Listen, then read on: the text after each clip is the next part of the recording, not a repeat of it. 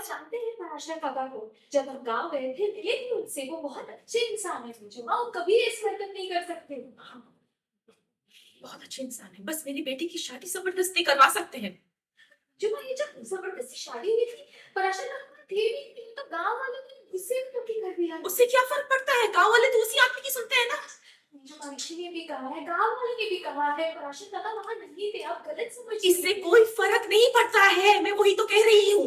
मेरी बेटी की जिंदगी तो खराब हो ही गई ना। तो क्यों नहीं समझ रही है, या तो समझना नहीं चाह रही है मुतुल। वो गांव वाले ने जानबूझकर ये कहानी रची है कि वो लड़की बहुत भोली भाली है, मासूम है, बेचारी है, और उसकी कोई गलती नहीं है। तो समझ रही है।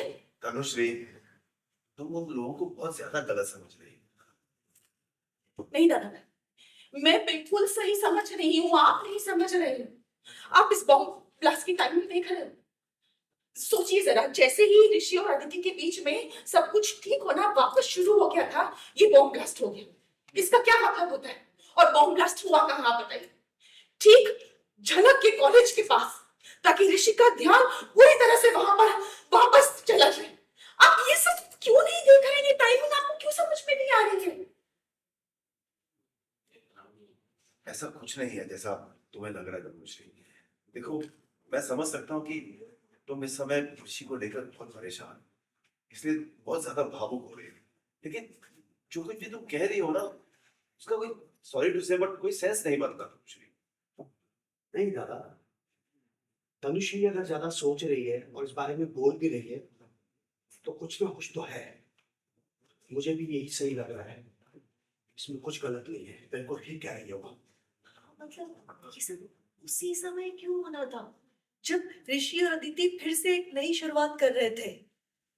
ये बस एक कोइंसिडेंस भी तो हो सकता है ना। हम लोग हमारी किसी की बात पर क्योंकि पता ही नहीं है।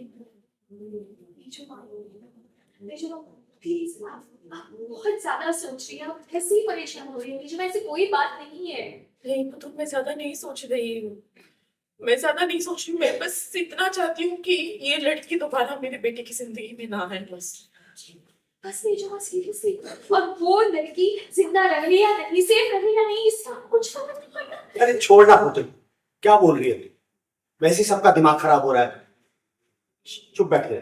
पर बीजू काका, आप एक बात नहीं समझ रहे। जनक होती या ना होती वहां पर, फिर भी ब्लास्ट होता और फिर भी ऋषि को जाना पड़ता। ऋषि की वहां ड्यूटी है, पुलिस ऑफिसर है वो।